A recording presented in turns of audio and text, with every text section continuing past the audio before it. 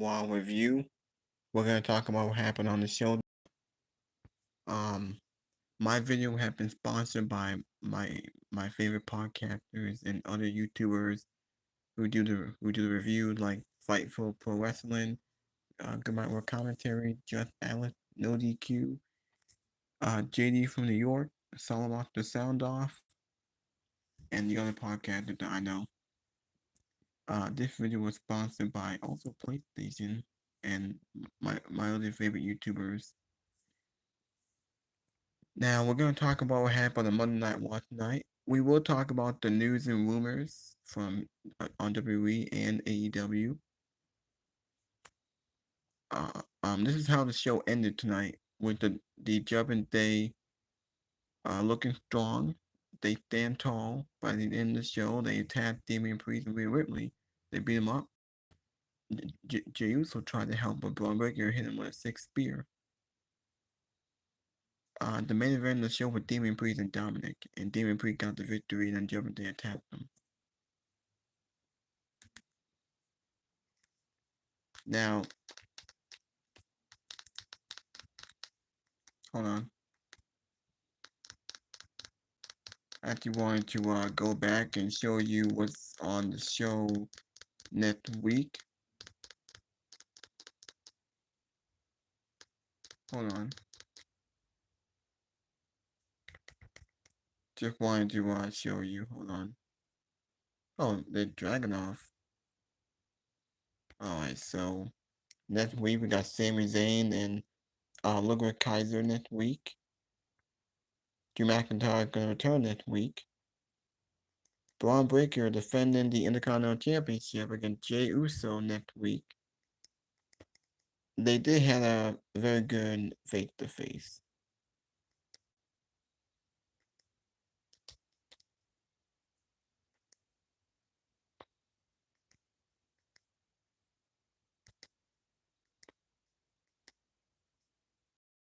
Oh, what's my bad?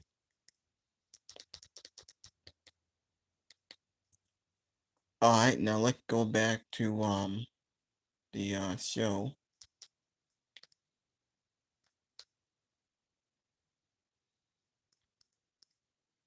Huh?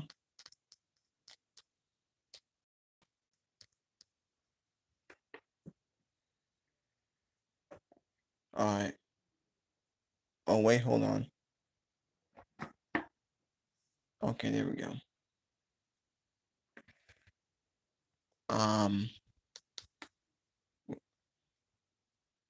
Might as sure you got the podcast first. Gunther is actually ducking Sami Zayn. We all know Sami Zayn beat him at WrestleMania. I like it. I like that Gunther's not like. Alright, hold on. There's a commercial in the way.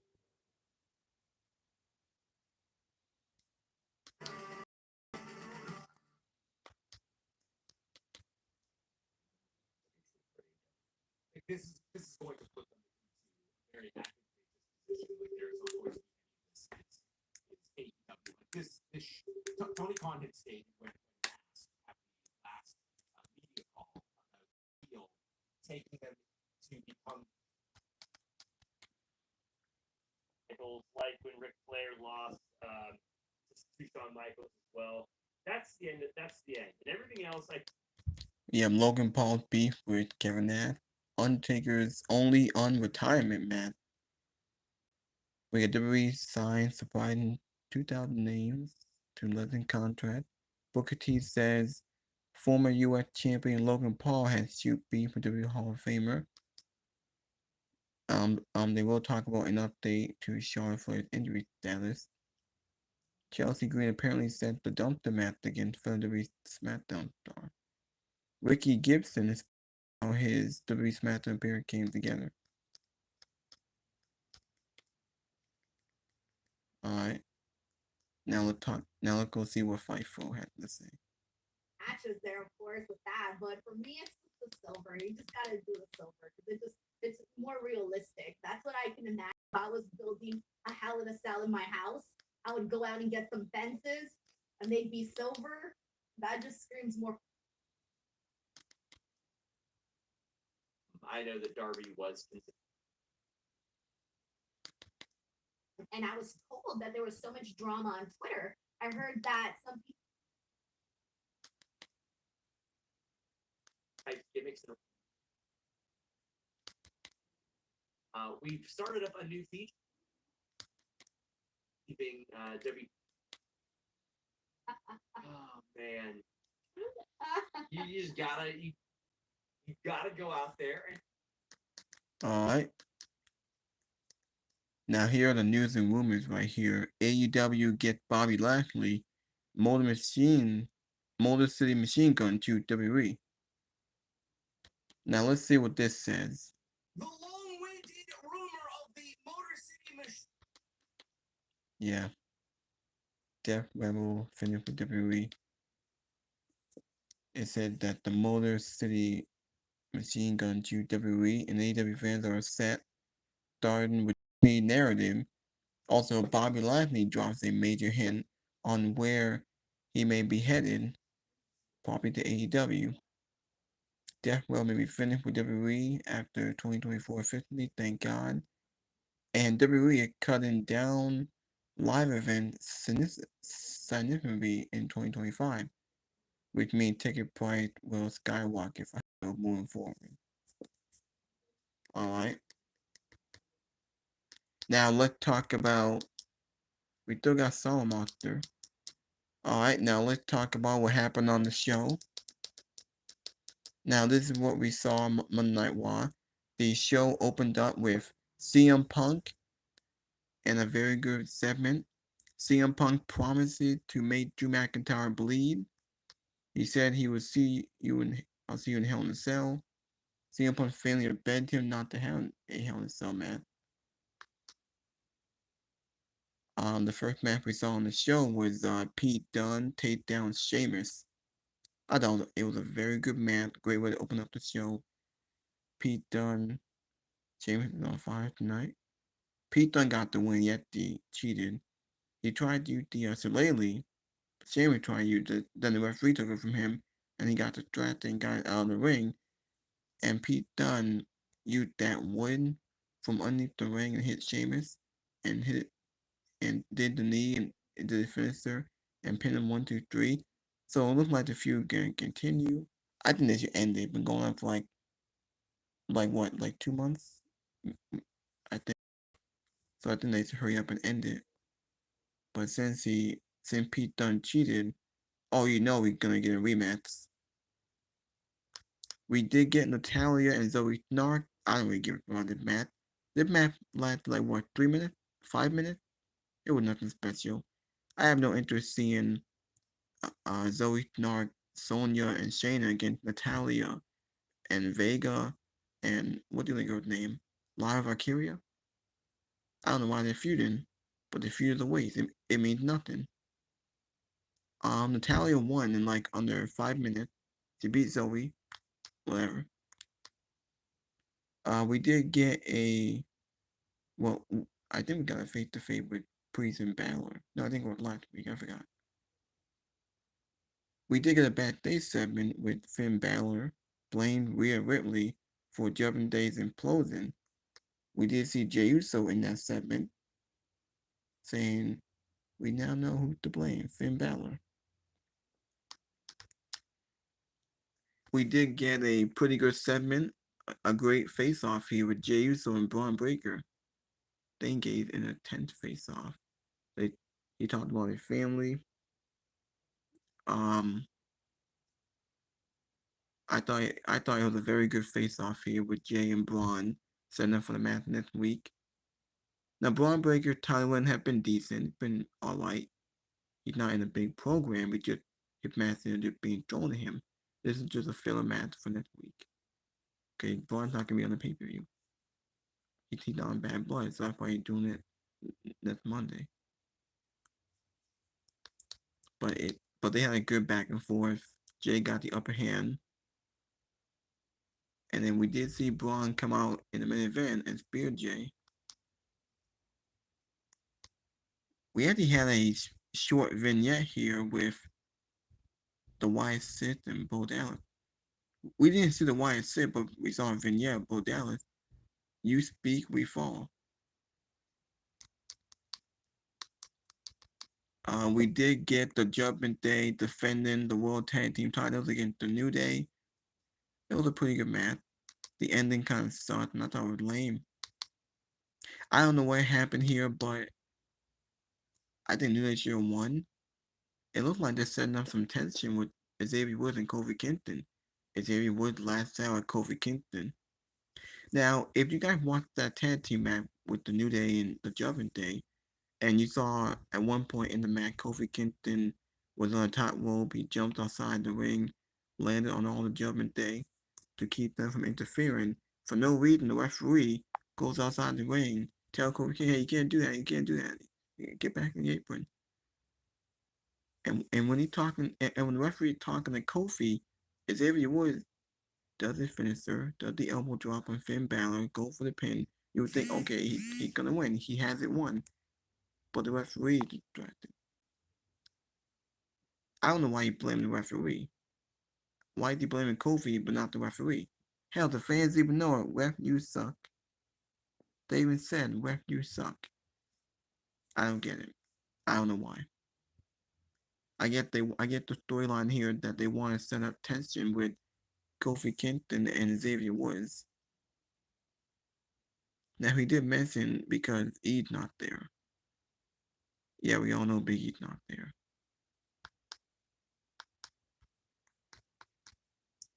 Alright, what else? I thought the best part of this show, the best thing about this show was Bronson Reed and Braun Strowman. They leave a path of destruction. Now the match did not take place. The match was never official. We were supposed to get them in a one-on-one match, but the match was never official. Strowman and Reed had a very good brawl. They brawled outside the ring. They broke the ring and the top turnbuckle. They put each other to the announce table. They fought backstage. The feud had been good. Bronson Reed getting over. Braun Strowman, he's doing great on. He's doing fine on Raw. The build-up had been intense. It's really propelling Bronson Reed. We did get a pretty good segment with Gunther once again refusing to face Sami Zayn. The build-up between the two have been great. I think we will get the match at Bad Blood. It hadn't been manufactured, but I think we will get it. They do have great chemistry, and the feud have been very good. As I said earlier, we are going to get Sami Zayn and Drew McIntyre this week. We did get them attacking Sami Zayn. They both beat him up. Gunther leaves the ring. Sami Zayn comes back, hits a suplex and a haluva kick on Drew McIntyre and stands tall. So you know Sami Zayn gonna get his title match. I think he'll tell Adam Pearce that he wants to fight Gunther for the world title. And put Gunther as your heel. He's your heel world champion. He needs a babyface, and that one is Sami Zayn. We also had a pretty good vignette with the American Made. American Made makes history. I don't know what that was about. I didn't really see it. But we did get that. Chad Gable still being buzzed. He's still getting TV time. Even though the feud with the Wyatt Smith is over. I don't think we saw Karen Cross tonight or the Final Testament. I don't think we saw him tonight. We got Bianca Belair and Io Sky. Io Sky gets the better of Bianca Belair. She beat her in this non-title match. Please vote no. Alright. Barnacles, El Primo SpongeBob? Yes! Ah! Got water on me.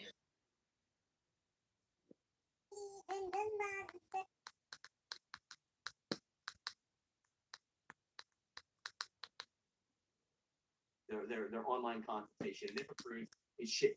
Hold on. I want to go back here and see if I missed anything.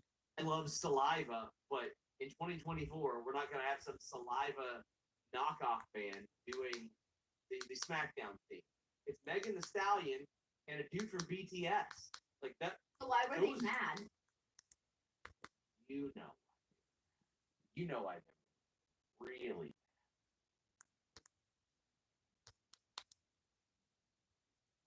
third-party person that copyrights people. Thank you to him. Says, hey, Sean and Denise, since WWE is not renewing the Death Rebel contract, well, have fun right before he says, I'm not here to make friends. This is more of the CM Punk, not even from like 2011. That ask, you gotta ask. The way CM Punk delivered it looked really, it looked intense, man. I bought it. His voice was very gravelly. Hey, That's a fair point. who would come out to teardrops on my guitar? I don't know who would come out with that theme song. Well, but yes, like that. so why were it they was- mad?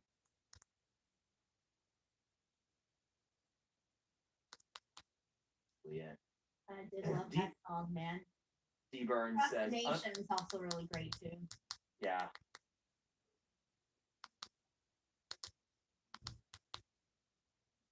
Believes in the monster. David fucking Theory. That's who. Hey, David. That's all I can do, man. That's it. I can bow down.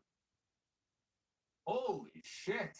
We are getting started early tonight. This is what I like to see. David says, who believes in the monster? You do. That's who. You threw me off my game here, man. What are we doing here? We got to talk about Monday Night Raw. Man, I got to get myself together now. You interrupted my intro. We usually have running man. He's usually running a little bit longer, but we had to cut him short tonight. Just to get David on in here. David says he most certainly believes in the monster. So much that after a great SmackDown on Friday, great SmackDown stream, he's going to do something that's never been done before. Encore, he says. Said, you said at the end of the SmackDown stream for us to bring the heat tonight. I say challenge accepted. Hope you were well and that you had a good weekend. Well, I was doing okay. Yeah, it's all right. Not a great day. But I'm doing great now. David, thank you, man. Thank you so much. Wow. Well, look, what I was going to say is, I get myself together here. We are now under 3 weeks away from Bad Blood. And tonight was all about promoting some of the key matches anyway in Bad Blood. And what WWE did tonight was they gave us a very good show. A very good episode of Raw carried not so much by the matches, but it was carried by the promos and the angles. Now, I say it wasn't carried by the matches. That is to take nothing away from Bianca Belair and Jade Cargill, who were on the show tonight. Io Sky and Kairi Sane also on the show. Bianca was supposed to wrestle Kairi. Kairi still has stitches in her eye from the injury many weeks ago. And so Io said, why don't you wrestle me? When Bianca said, hey, I don't duck it. And listen, I'd sit there and watch a 4-hour show if the stories called for it. That's how great this build has been for Bad Blood, man. I'm very excited about October 5th. I can't wait to share in that with you guys. By the way, 6 p.m. bell time is what I'm hearing for Bad Blood. So do not forget. You heard it here, and don't tell anybody I didn't tell you. But Monday Night Raw tonight, man. CM Punk, he's back on the show. He missed the show last week in Calgary, Alberta, Canada, with Bret the Hitman Hart there. He showed up tonight, and he cut a very direct and very blunt promo to Drew McIntyre after the announcement made by Adam Pearce last week about Hell in a Cell being the final destination for Punk and McIntyre. It all ends in Atlanta inside Hell in a Cell. Punk will go into Hell in a Cell after hearing advice from his sister and from his wife, and I'm sure Larry said something to him. Not to go inside Hell in a Cell, not to do this. Punk says he has to do it. Punk says he will die inside Hell in a Cell. I will give you guys my opinion on the promo. I thought it was great. We'll get into what he actually said, break it down, and what I believe the match should be for WWE. This cannot be your walk in the park Vince McMahon Hell in a Cell. This is the return of a classic, the first of its kind in the completely run Triple H administration. We're going to need the old cell back. We're going to need some blood. We're going to need some color. We're going to need some violence. We're going to need two guys who are absolutely at each other's throats for the last 10 months to go in there and really give us hell in the cell. I don't know how else you guys want me to put it. I'm not saying that they have to inject themselves with fucking needles. I'm not sitting here telling you that they have to slam each other on cinder blocks. But I will give you guys a clear presentation, or I would go back and kind of relive what Punk did in a certain segment during his AEW run. The one thing I want to see him do inside Hell in a Cell is what he did in this particular match in AEW. And we'll go over that and why I think WWE needs to kind of dip into the violence pool just a little bit for this match on October 5th. And oh my goodness.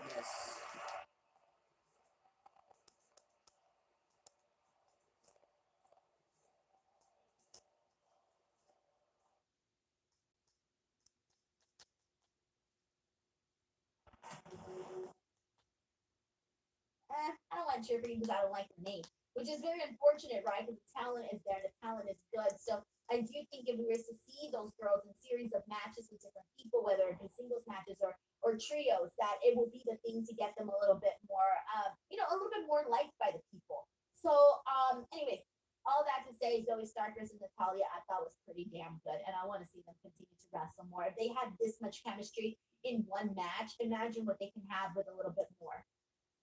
Reminder, guys, get in your super chats, get in your humper chats. We got some AEW TV deal news as well as we get super chats in about that. But we had a Wyatt 6 vignette, which led to a QR code, which led to a website, which very much resembled that of the Heaven's Gate website from like the 1990s, like a GeoCities website, which was a mass suicide cult, quite frankly.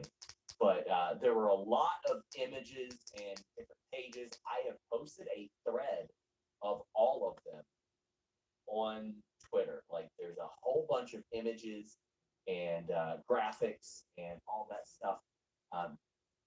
It's like little things like I found my journal. I took pictures of the entries. He told me to remember who you are. I saw him, and the more I tried to chase him, the more he told me he didn't exist.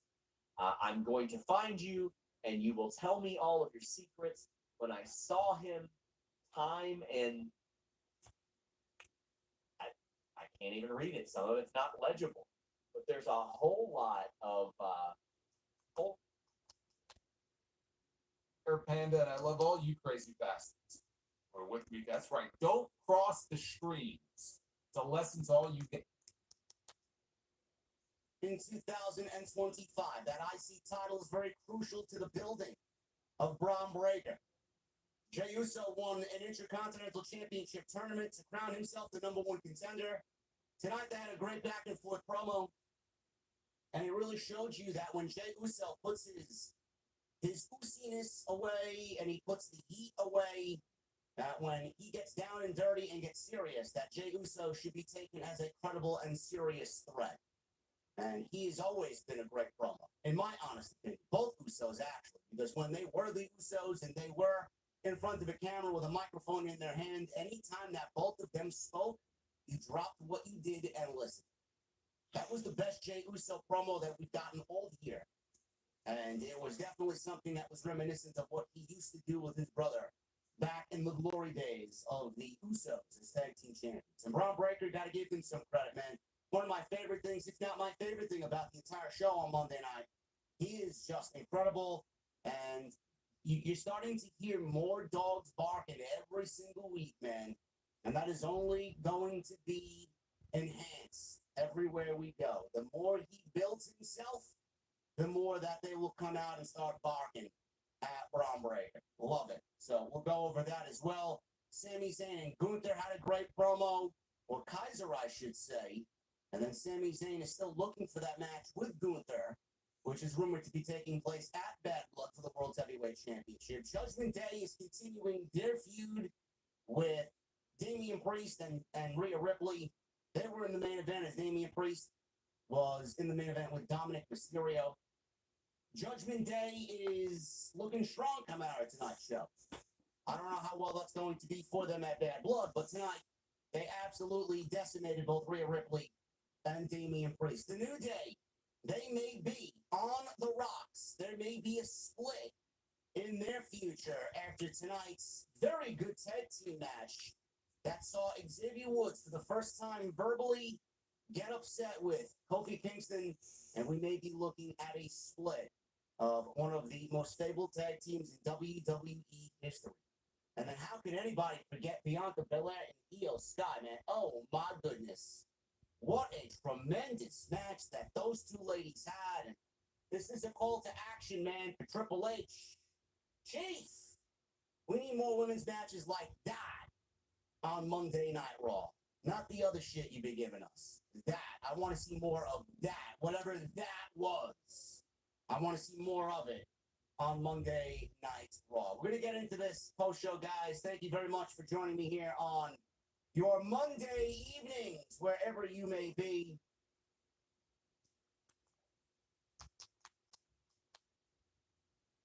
Because the second Ludwig came out, I thought, man, I can't wait till we see him versus Gunther. Like, that's really going to be very enjoyable to watch. Like, I'm anticipating that, right? And it was almost like I sensed that they were going to do something there, because when Sammy started telling him, why are you speaking on behalf of Gunther, I thought, oh, well, he's making some really good points here, too. When Gunther came out, I thought, because I wasn't expecting him to come out, that, you know, tonight, if Ludwig was coming out, then why would Gunther come out afterwards, right? So I was a little bit thrown off by that. But now it all makes sense, right? Because they sort of made it seem like Gunther was going to be mad at Ludwig Kaiser, and I fell for it. They successfully made me fall for it, which I feel like a goof for falling for it. But Sammy falls for it, of course, for like a split second, and it ends up being a plan all along. And they take out Sami Zayn, and I thought that was great, man, because I love what we've been seeing the last couple of months with Gunther. I mean, he was so savage in that feud with Damian Priest, and then of course we talked about the line of like the year last week with him and Brett and Goldberg and all of that whole thing that happened. And now he comes out here this week and he's 3 steps ahead of Sami Zayn and making the plans with Ludwig Kaiser. I love that. I love it because it's really starting to show so much more personality for Gunther, because for a long time now, all that I feel that we've known from Gunther was he was mean, he was scary, and he'd kick your ass and chop you to death, right? We're starting to see like he's cutthroat. He's funny, but he's also kind of a jerk, right? Like that's what they're doing, and I love that. I love that we're seeing more of a personality from Gunther coming out of all of this. So I was a big fan of what they did here today, because I wasn't too crazy about Sammy's portion of it, because it's just been there, done that before. But everything that followed once he was out there, I thought that was great. I'll tell you what I'm happy about. Sammy is going to get a damn win before getting a title shot. That's just all I've asked for. Make them earn it. Whatever company it is. I have felt like they have diminished championships. I'm talking UFC, AEW, and WWE. I'm about to watch a world heavyweight title match where one of the guys lost his last fight, and the last time he won was before Roman Reigns won the world title. Like, it's frustrating to watch that, especially when you script it. Well, they have scripted some fun with Braun Strowman and Bronson Reed. The FightfulSelect.com scoops thread said that this one was only going one segment, there would be more mayhem. There was. They immediately broke the top rope, which was a planning spot. They go to the ring. Bronson Reed throws a man at Braun Strowman. They crash through the barricade. And then backstage, they go through drywall. This is everything that I want. We had a little promos with them before as well, where Braun's talking to Miz, where Bronson is talking about why he's still not finished with Braun, because Braun got his opportunity being overlooked, and now he knows that he's got to do all this stuff to make sure he's not. This is another situation where Bronson, the heel, has some points, Denise. Man got the sniffles, got COVID 1 week. All of a sudden, he's out of the title picture. He's got a reason to be upset. I loved how this all went. Yeah, this was cool. I think we knew we weren't gonna get an actual match the second we saw the top rope just go awry. Like that was done. Like we knew that wasn't gonna happen. But I got really excited. So the part where he tossed the guy, I really wish they would have done a better camera angle for that, because at first I thought it was just somebody who decided to like jump in, and I'm like, wait, what? Like, what's happening here? Like I didn't even realize that he had thrown him until commentary actually said it, and then they did a replay. So I could have thought that they should have shot that a lot better. But the barricade spot was cool, but it didn't get to me. It was not cool until we got. It wasn't as cool, rather, until we got backstage. Like once we got backstage, that's where I was like, all right, this is what I live for. These are the kind of things that I like, because these are usually the things that I remember the most, or like the chaos stuff that happened in the back. And when he did the tsunami splash on him onto the table, I thought, all right, that's cool, but this isn't jumping off of a freaking brick wall and landing on a man with a car cool. So even though this was cool, it wasn't anywhere near what they did with the car spot when he did the tsunami splash on Braun Strowman from that. That was way cool. So I feel like I feel like they should be topping each other, but they really didn't. And Wow. Braun Strowman, Sean, you know what I mean? Topping the segment, okay? Not topping each other. I mean, hey, Monday Night Raw. Very serious with CM Punk.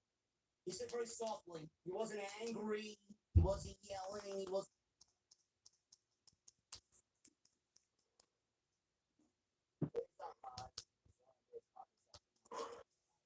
CM Punk wants blood. The New Day's ending.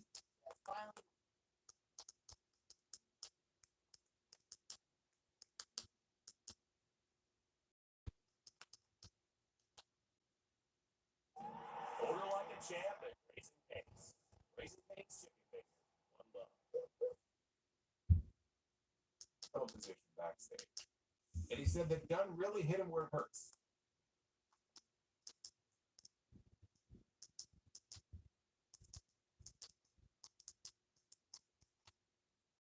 The guy Bronson. Yeet shirt. That is a great touch. I did see that. Great That touch. was a good touch, yeah. Mr. Acosta says first 9 non-matches get a 5-star rating. Man, see, I don't have. This is where I wish we still had Will Washington on the team. He has such a catalog of information in his brain. He would be able to name some other like matches that didn't happen that ended up being really great. I just, man, that's definitely a great one. Like when I think of 5, like 10 out of 10 segments, Braun throwing Roman Reigns off the loading dock.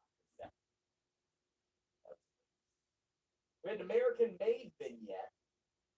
I like this. I like one that we are in a situation where WWE, when they're doing budget cuts, they're like, maybe we could save some money by just like not bringing American-made and Drew McIntyre to TV.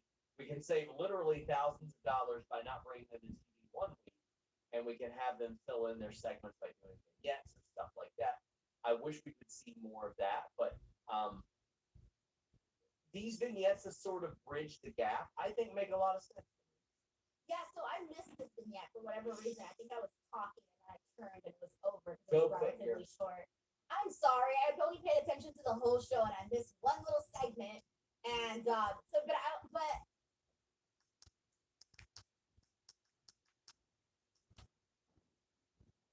And the referee, of course, was still clearing the shillelagh out of the ring, so he didn't see any of this. Dunn then got back in the ring. He hit Sheamus with a road kick of his own, which Joe Tessitore did not pick up on that, but that's what it was.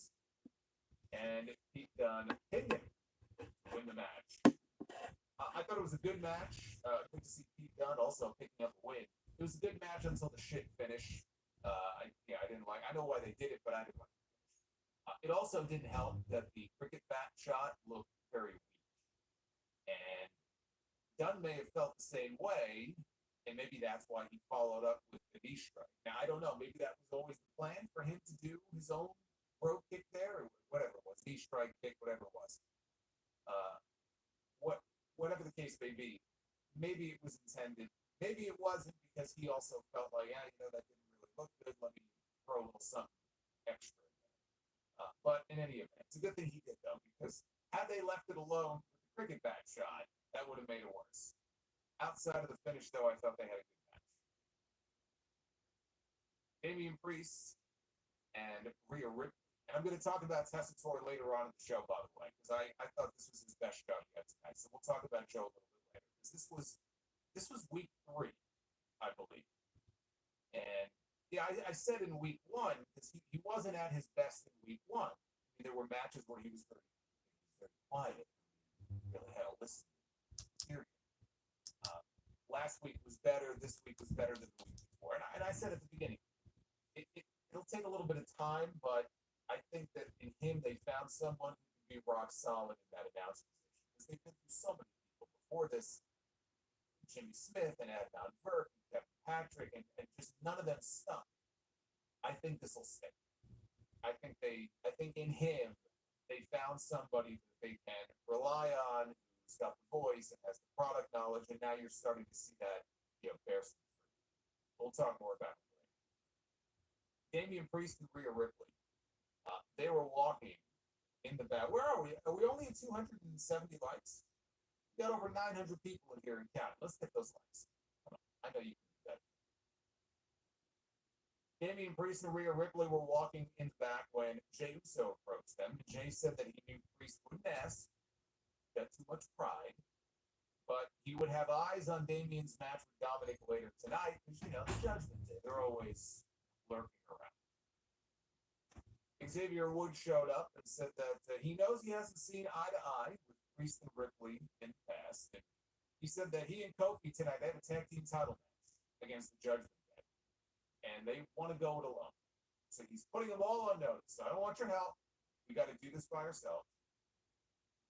And Priest said that he can respect that. He told Woods to go beat their asses and take their titles. Can't put it any simpler. We had Natalya one-on-one with Zoe Stark. Natty, for those of you who missed it on the show last week, she returned in Calgary. First match that she had since signing her new deal. She is staying with WWE. Never really thought that she was going to leave anyway. She returned last week, picked up her first win in a long time in that 6-woman tag team match. Here, her and Zoe, they traded roll-ups and pin attempts until Natty tried for a sharpshooter. Zoe avoided it, and Natty got the win with another roll-up. Eventually, one roll-up was bound to win. And so that's how she picked up the win. That is now 2 weeks of losses here on this show for the Pure Fusion Garbage Collective. So they haven't been together officially for very long, but it doesn't bode well for them.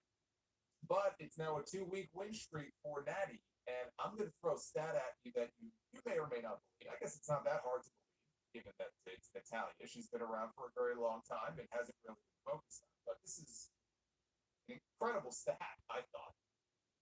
Tonight was Natty's first singles win on Monday Night Raw since August of 2020. And that was a count-out win over Mickie James. It wasn't even like a pin or a submission. Sharp. August of 2020. Her first singles win on this show in 4 years. That's one hell of a drought. She's back to her winning ways, right? She's back on the winning path. Good for her. Backstage, Finn Balor crashed an interview that Kathy Kelly was conducting or trying to conduct with Rhea Ripley. T-shirt, by the way. Balor told Ripley that she's just as bad as Damian Priest. Said that Rhea told them that they were a family, but she only cared about herself. Ripley said that she wouldn't let Balor rewrite history and lie to her face. She said they were a family and she had to stop them from fighting every week and did so because she loved them. She loved the family. Balor told Ripley that when Liv Morgan was flirting with Dominic, he was the devil on Dom's shoulder telling him to go with Liv. So Jey Uso showed up and asked if there's a problem here. Balor said, no, we're just two friends catching up. Balor said that Jey should focus on the Intercontinental title because he's a little out of his league when it comes to Rhea Ripley. Ripley said Balor might have a point after he walked away. Now she's talking to Jey, and she says Balor might have a point. And Jey wondered if she meant that, what do you mean by that? That I'm out of your league? And Ripley said no, and said that he should focus on becoming the Intercontinental Champion. There's a little bit of flirting action going on here. A little bit of flirting going on between Jey Uso and Rhea Ripley. Rikishi is at home throwing furniture around. I fully expect Rikishi is going to show up on Raw next week with a cross in his hand and some holy water to throw on Rhea. I've reached that devil limit, and I'm going to do whatever I have to do to make sure that I am the one that comes out of this match alive. He's promised to make them bleed. He's promised. That's a hell of a match. No Drew McIntyre on this show. And you've got Rhea and Liv taking a little bit more of a backseat. You don't have Becky Lynch there anymore. So adding the star power of Bianca and Jade really helps. Now, I don't know how things are going to look in like 3 weeks when we're talking about 2-hour shows, but man, there are welcome presents there. Jared says, I want women's tag teams to thrive, but Bianca and Io need to be in singles. They randomly put on a women's match of the year candidate, maybe make women's tag NXT exclusive. I wouldn't say match of the year candidate. I feel like if they would have gotten 20 minutes, they could have, for sure. The potential is there, but on Raw, it's hard to do that with a commercial. But I don't mind them in tag teams right now. They both had extended runs at the top of the card as champions. So I'm fine with them being in the tag division. How are you feeling? For Raw, this is meant to be match of the year. Of course, it's not match of the year in all in general, but I think for Raw, I'm gonna regret it. I'm gonna think of one later on.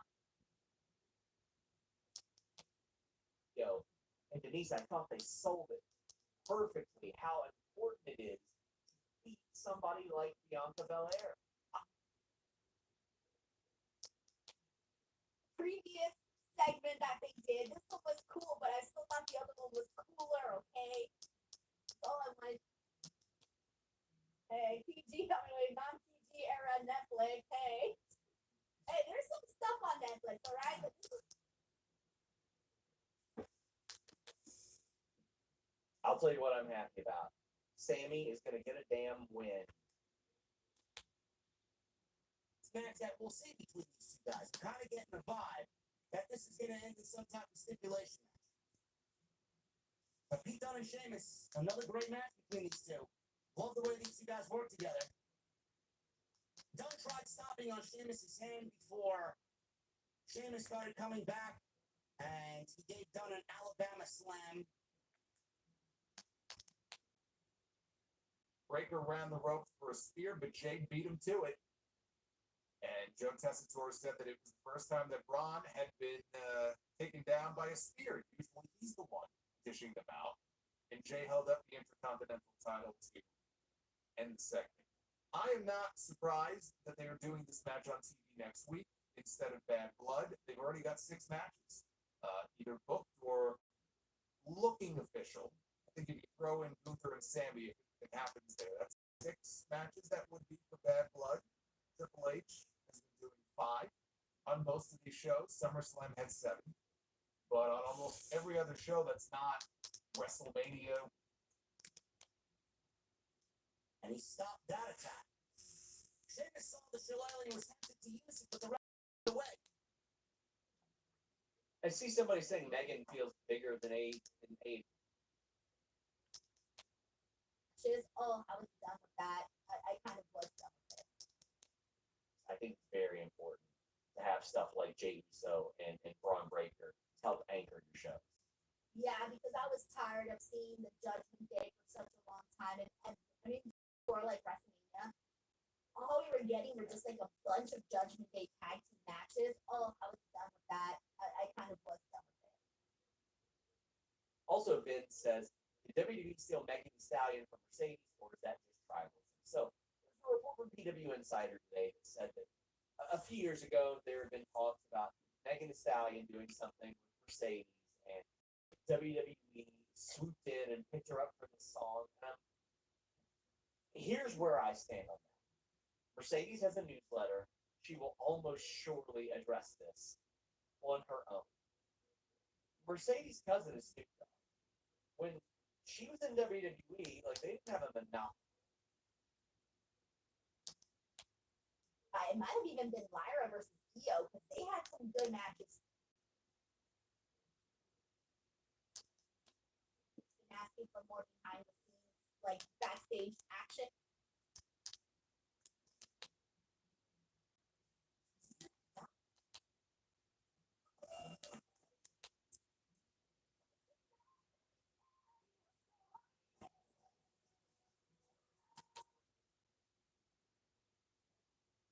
I remember because it was fucking terrible television. Remember they had Jeff Hardy piss into a fucking cup because of his alcohol problems? Yeah, that's a great time, man. And they ended that feud with a barroom brawl. I thought that was great.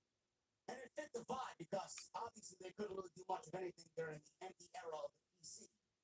But I feel like we're gonna get something like that, or WWE does those barroom brawls for Sheamus, and they set up beer cans around ringside, and they set up all the bar utensils, and they kind of make it a big deal around ringside. I could see them doing something like that. It's not over. It's not over. And these two work very well together. Sheamus is gonna have to put this guy away before he even makes any type of aspirations towards the Intercontinental title, which I still hope is the case going into WrestleMania. I do think that Sheamus and Braun Breaker should be the direction going into WrestleMania. It's not too early to start thinking about that because Triple H, I'm sure, as soon as Survivor Series is over, has already formulated most of what he wants to happen at WrestleMania. So me mentioning it now, as we are 2 weeks away from October, it's not that far-fetched to start thinking about where we should start putting the pieces together for WrestleMania 40. I thought this was good. And Sheamus, no matter what he does, always delivers. Could we see Jimmy show up? Could we see Jimmy try to help his brother? Jimmy is aware of what's going on Friday nights. Maybe in Jimmy's mind, he wants to try to bring Jay back into the fold and say, bro, look at what's going on here over on SmackDown, man. I need you. I need you back with me. I don't know. I don't know if that's what they're going to do. Maybe they're just going to save Jimmy for a SmackDown return, because that's the last time we saw him. Right? He was taken out by the Bloodline. But that'll be something to watch for next week. Because, again, they're going to have to get something going soon. Jay is going to be part of that story going into War Games. They've got to do something soon. And I've been trying to, think, okay, how do they go about doing this? Maybe that's one way. Maybe the reason we haven't seen Jimmy yet is because Jimmy's going to show up on Raw before he goes back to SmackDown. Just some food for thought. That's fun enough. Personally, after all those things that Karrion Kross said, Karrion Kross is that little devil on his shoulder the whole time, saying he doubts you, he doesn't believe you, he doesn't think that you're good enough to get it done on your own. And Xavier had a really good point. He was like, why does WO know our tag team title match strategy and I don't? Whew. Man, this was really, really good in motion.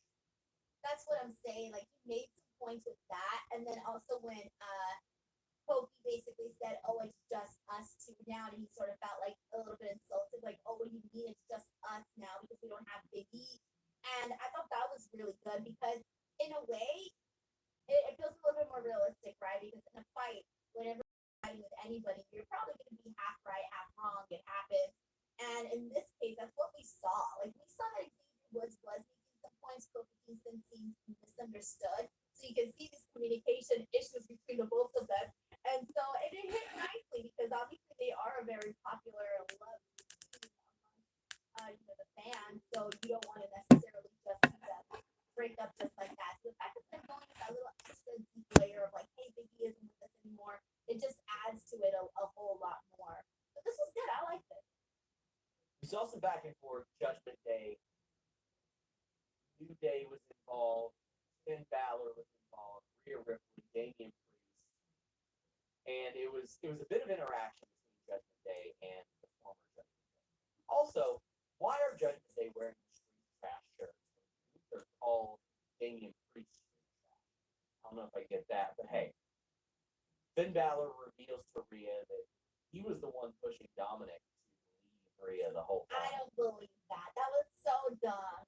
That's almost like when someone's TV show brings in an extra character just to justify some story they're trying to tell. No one is believing that. I'm sorry. Like, Dominic made that decision on his own accord. I didn't even believe Finn Balor believed it when he was saying that. I didn't buy this. And you also had Liv stirring stuff up with Damian. We get to the match. Dominic plays his role perfectly. He's just very good at his role. Damian gets the win. Rhea goes over the table tackling him. But Judgment Day, due to Damian and Rhea, what Damian and Rhea have done to people for a long time. Whipped that ass, made their bestie watch it happen. I thought the match was solid and did what it was supposed to do. This clearly isn't over. Jey Uso had got involved. The Braun Breaker took him out. So that got neutralized. Where does Judgment Day go for help, and how do you feel about this main event segment? I actually thought this was very fun, which is funny because like 20 minutes ago I was saying I'm tired of seeing the Judgment Day all the time. But no, this actually worked out very cool because I liked the way that everyone kind of just went in all these different directions on the outside. Like you see, I'm sorry, was it Rhea who speared Liv, or was it Liv who speared Rhea? It was Rhea who speared Liv, right? Onto the commentary table with What is so?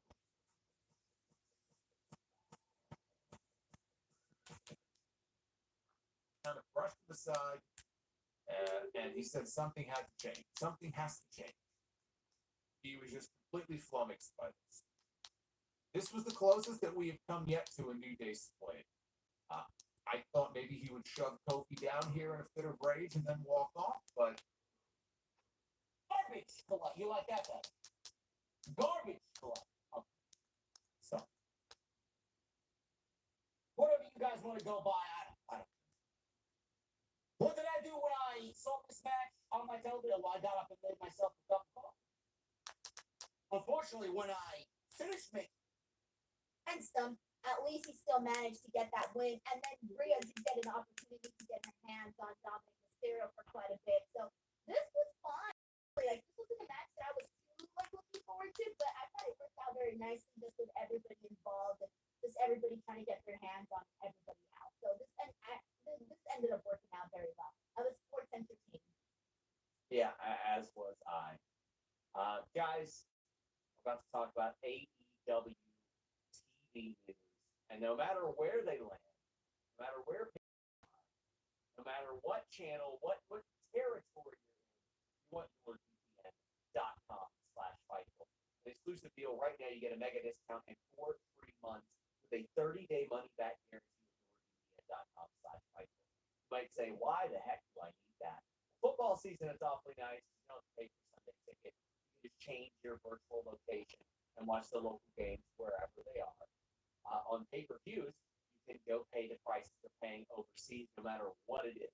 UFC, bare knuckle boxing, AEW, TNA, all that good stuff. Plus, you can listen to your favorites abroad, shield your data from students and criminals, encrypt your data, and it works on all your devices. No matter what it is, you can even put it on your router and it'll work on your whole house. Your smart TV, all that good stuff, and it works on all operating systems. If that's not enough, they got a password manager, file encryption tool, and they got 24/7 support. So in case you think you might not know how to use it, they'll help you use it. They have reliable encryption, they're safe from disruption, with the kill switch feature, and it's the fastest VPN on the planet. It's the same VPN put over by. and it's, to me, it's almost a slam dunk guarantee that at some point soon, in the very near future, we are going to see Big E back on TV. We're not going to see him back in the ring. I don't think that we're going to see Big E back in the ring ever again. But we're certainly not going to see him back in the ring now. But we will get him back on TV. There's no reason that you can't have Big E on the show. I mean, he's been name dropped now. The New Day is on the verge of splitting up. If ever there was a time to trot him out there on TV and involve him in the storyline, this is it right here. And I think we're going to get Big E on TV, try to get them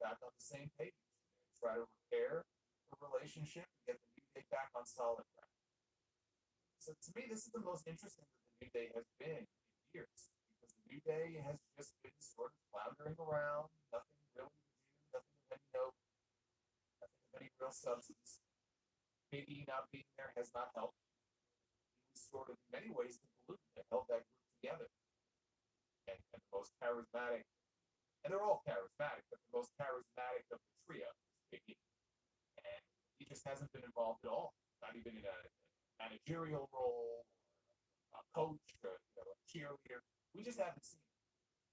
And it has felt like something is missing. Of course, you had Odyssey Jones for a cup of coffee came in, and it looked like Odyssey Jones was going to take the place of Big E in a way.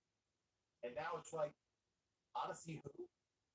The way he just vanished off the face of the earth. We still haven't gotten any kind of official explanation. Everybody,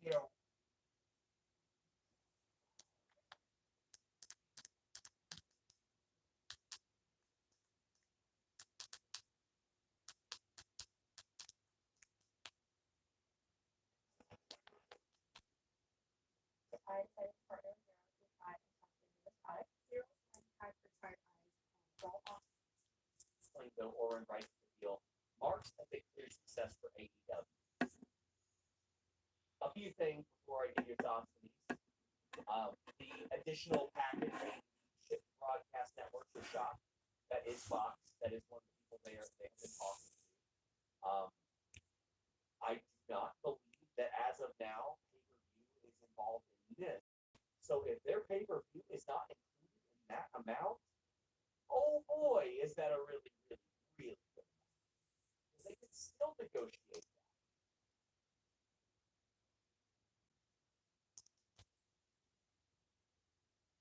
But and then all of this shenanigans that were unfolding on the outside, it kind of made it very entertaining. But then you go back into the ring, Damian Priest and Dominic Mysterio, and I was under the impression of like, there's no way the Judgment Day is gonna let Damian Priest win at all. Like this is gonna end in some stupid, silly thing. But no, Damian Priest went in there, he handled his business, he took care of Dominic Mysterio, finished him, got the victory, and right away he then gets attacked by the Judgment Day. I thought this was a good way of having Damian Priest get a win, because obviously the Terror Twins have sort of become, even on the losing side of things, where they've been the ones getting beat up, they're the ones getting outnumbered. But this time, even with all of the odds stacked against them, at least he still managed to get that win. And then Rhea did get an opportunity to get her hands on Dominic Mysterio for quite a bit. So this was fine, honestly. Like this wasn't a match that I was too looking forward to, but I thought it worked out very nicely, just with everybody involved and just everybody trying to get their hands on everybody else. So this ended up working out very well. I was sports entertained. Yeah, as was I.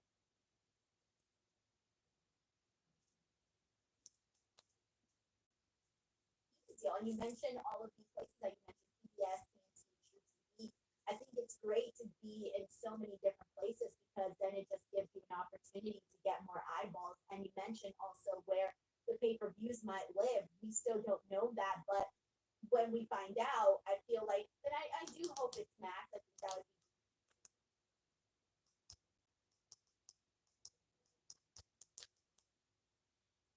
God, I can't. Hold on a second. Hold on a second.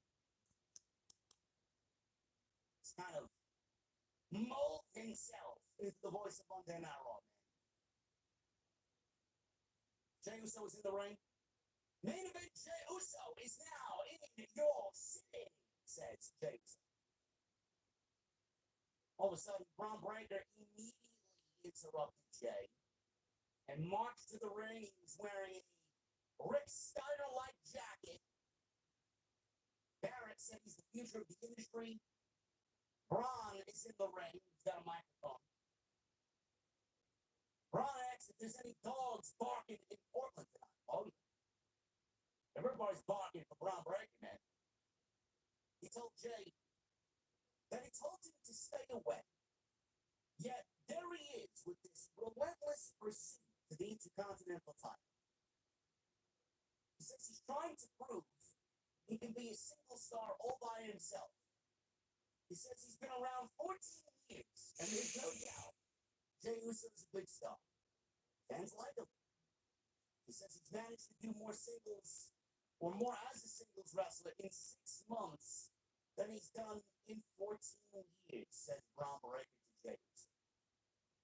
He says he did it without his father and his uncle. I didn't need the name. I did it all myself. He says the title is what he fights for, and it fights for him. I'm a dog. That's what I do. And then I'll expose you because you're nothing without your family. Braun Breaker, man. Cutting Jey Uso down to size here. Love it.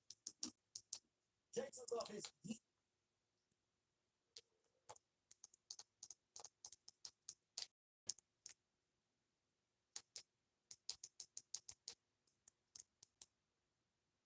$1 a year for There your you go. show. Are you kidding So- me? I would die of happiness. If I were them, I mean, listen, I don't necessarily need more wrestling content, but you're going to be on the WBD networks. You want to try to get on Fox in some capacity. I saw people when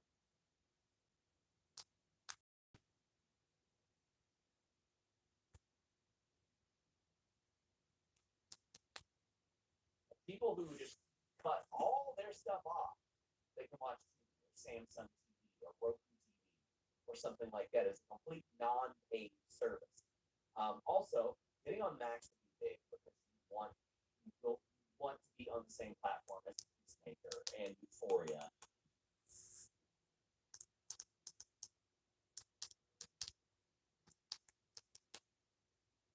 Breaker has taken a seat. So that is it. Breaker retreated, and Jey Uso got the best of the exchange here in this promo back. This was a great segment. Love seeing Jey Uso. I know a lot of people are probably kind of over the whole Jey Uso and WWE shoving Weeks and all that stuff. And yeah, just a lot going on here, guys. Denise, tell people where they can find you. There's a lot to be excited about, that's for sure. I'm excited. I'm excited to see what happens. For me, youtube.com/Denise Salcedo. A lot of my videos, my interviews from Bash and Berlin are doing very well. So check this out. My favorite was my interview with Rhea and Damien. It's probably one of my favorite interviews that I've done. So if you guys want to check it out, you can. youtube.com/Denise Salcedo. Guys, over 12,000 of you watch this show live across all of our platforms. I want to say thank you guys. Our audience on X and Twitter especially has been blowing up lately. Thank you guys for that. FightfulSelect.com. Please support original creators and all that stuff. It's just $5 a month. That goes a very, very long way. And also, join in on the comments section. I am there the day after to chat with all you guys. Until next time, we're out. He is absolutely one of the hottest baby faces in the entire company. Cody Rhodes, LA Knight, Roman Reigns, Jey Uso. Jey Uso's in the top 5. It's a valid question. But do championships mean success if you're Jey Uso? Depends on how you look at it. We've all been on this thing. Well, Jey Uso thought that he's not going to win a singles championship. He didn't win the world championship. He didn't win the tag team championships, minus the Cody Rhodes tag team title reign, which only kind of fed into that story back when that was going on. He's not going to win the Intercontinental Championship because he's got family waiting for him on SmackDown, where we're probably going to get war games between Bloodline and Bloodline. And Roman's going to align himself with family. You would assume. But is that going to happen? We don't really know. We don't know realistically if that's the direction that WWE is going. Because you would think that they might have already planted seeds for that to be the case. We haven't got any seeds planted in regards to that. Now, granted, again, it's still early. It's September 17th. Survivor Series isn't until the end of November, November 30th. They could absolutely do Jey Uso, Sami Zayn if they wanted to do. All back together with the OG bloodline, the new bloodline. So a lot of people people are like, well, he's not going to win singles though because he's got that weight for him on the other end. How do we get there?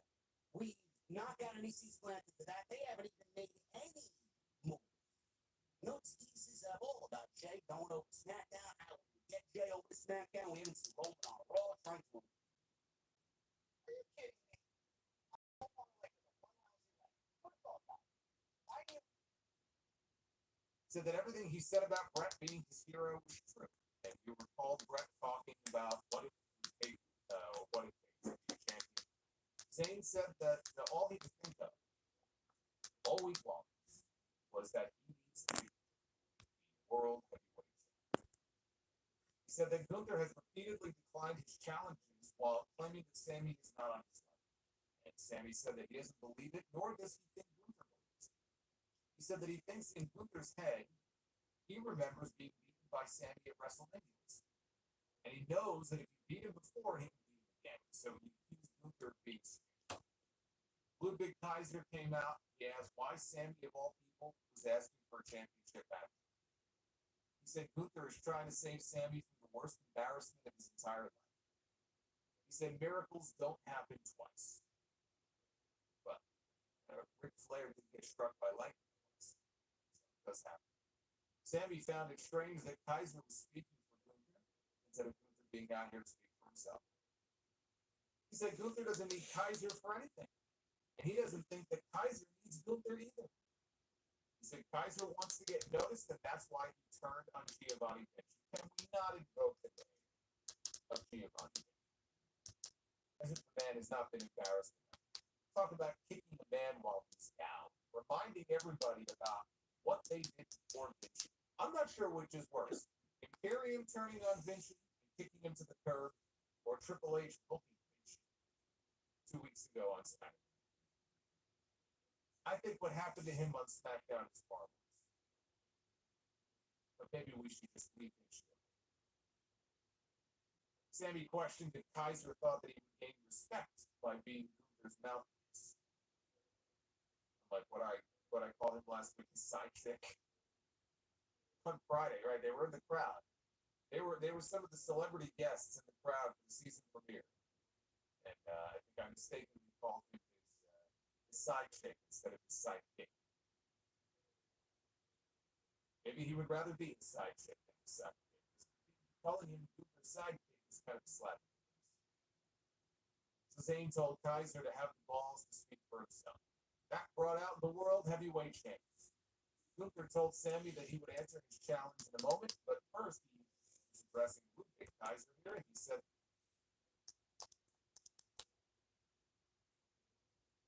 They both lose their singles opportunities, only to come back together and win the tag team titles. At that point, they are the tag team champions. The Tongans are the tag team champions on SmackDown. Sammy and Jay will be the tag team champions on Raw. We get them back into the bloodline fold. Maybe that's where we get some sort of unification between Jay, Sammy, and the Tongans. One could dream. I know I'm probably fucking pulling at the shortest straw on this one, but something's got to be done with the division. And something's got to be done as far as everybody claiming that Jey Uso needs WWE championships around his waist. This title is taken. It is out of commission or accounted for. So is the world title. WWE put these champions in place because they're not going anywhere anytime soon. Same thing with Cody. So Jey Uso and Sami Zayn winning the tag team championships, I think that would be great because everybody loves Sami, everybody loves Jey. Imagine them coming together and going after the Judgment Day. Yeah. Jey is really focused on the Judgment Day. That would be the most natural thing for him to help both Damian and Rhea take out the Judgment Day. And what better way to do that than win the tag team title? I think we'll get a great match. But there's absolutely no reason why you stifle Braun Breaker's momentum. Zero. That would just be bad creative. nobody who's watching this show with the right pair of eyes and a straight head that's saying, "Oh yeah, let's take the title of Braun Breaker." No. Now that's just. I'm glad you don't write for the fucking show. I'm glad you don't work for WWE. I get that you want Jay to be a champion. There are other ways, and WWE's planted those seeds that it could eventually happen outside of a singles capacity. I think him winning the tag team title with Sami Zayn is the play.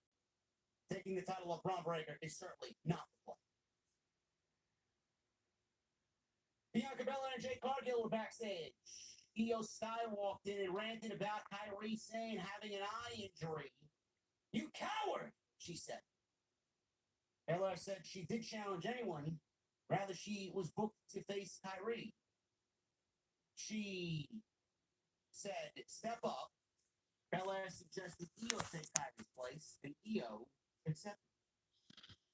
So we got Io versus Bianca Belair on Monday Night Raw. Those two have a nice little history. Love it. Jade Cargill was in the news this week. Not for any particular bad reason, but she actually was quoted saying that WWE travel is very brutal compared to AEW. "I was so used to working 1 day a week, maybe 2 days a week. And now the travel is different." She did an interview with The Ringer, and Jade Cargill was asked the differences between working for AEW and WWE. You know, the funny thing is, she was at the Bash in Berlin post-show media scrum when someone asked her this same question, and she buried the fucking mock journalist who asked this question. She said, "I'm so sick and tired of answering questions about AEW. How about we focus on what I'm doing now in WWE?" But The Ringer asks this question, and then she answers it and gives a well-thought-out answer.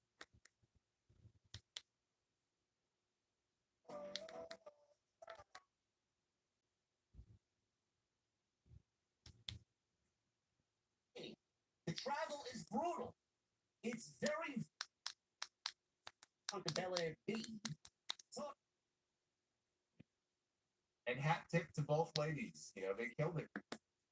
They had a great match. And it felt like a big win for Io too, because Bianca doesn't lose very often.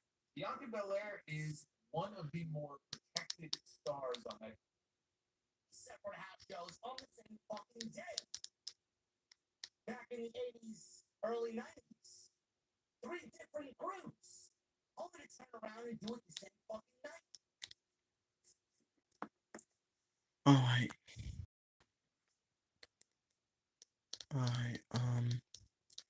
Might want to just end the video. If I made the video long enough. Make sure you guys hit that like button, leave a comment, please subscribe to my channel. Thank you for watching. Thank you for all the support.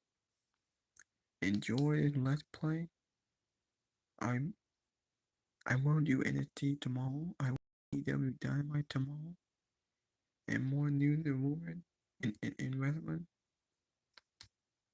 Until that time, I'll see y'all later.